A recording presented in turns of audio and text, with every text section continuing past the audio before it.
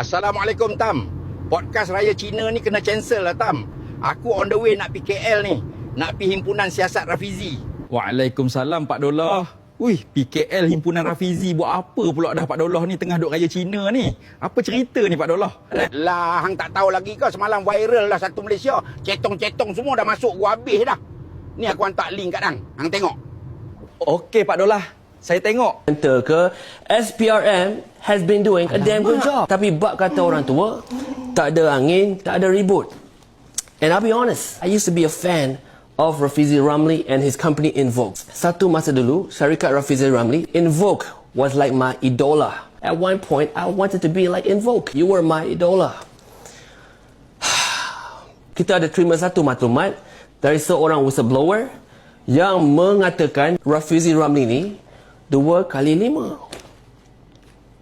Let me just break it down to you, Malaysia. Waktu Rafizi Menteri Ekonomi, he oversaw a direct nego punya project awarded to Intramas direct nego. Waktu tu dia punya CEO is this guy, Mr. Lee Chu-bu. This was the award ceremony.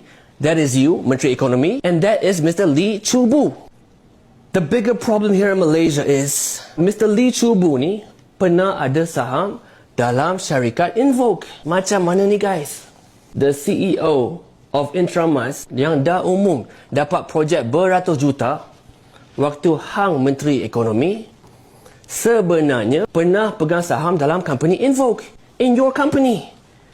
Mr. Lee Chu-bu pernah pegang saham in your company Invoke. What is going on? Kalau kita buka SSM, Mr. Lee Chu-bu pegang 300,000 saham and you pegang 3.3 juta saham in Invoke.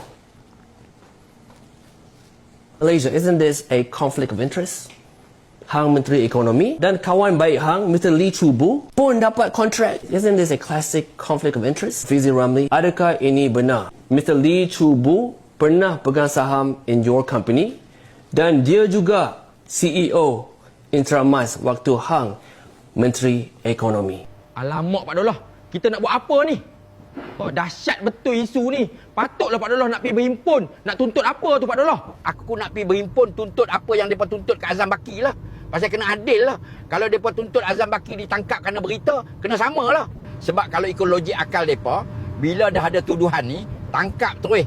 Dan kita juga kena tuntut supaya ada siasatan khas. Aik, sebab apa nak tubuh Jawatankuasa Khas Siasat pula? Bagi SPRM je lah siasat hal ni. Kan, di bawah SPRM je kes macam ni. Sebab dia pernah kata dia ada orang dalam SPRM. Jadi tak boleh SPRM biasa siasat. Kena ada pasukan khas lah. Takut-takut ada orang dalam dia. Lagipun tuduhan ni lagi berat Tam. Azam Baki dituduh buat saham je. Langgar perkeliling Bukit Matawam ni. Ini dituduh seolah-olah salah guna kuasa ni.